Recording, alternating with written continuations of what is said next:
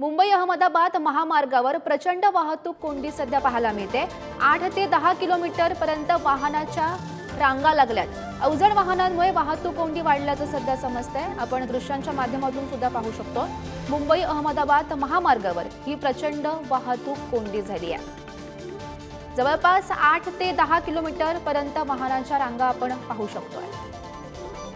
मुंबई अहमदाबाद महामार्गावर प्रचंड वाहतूक कोंडी झालेली आहे आणि मी आता सध्या वसई फाटा या ठिकाणी उभा आहे। आपण पाहू शकता 8 ते 10 किलोमीटर पर्यंत वाहनांच्या लांबच लांब रांगा लागलेल्या आहेत।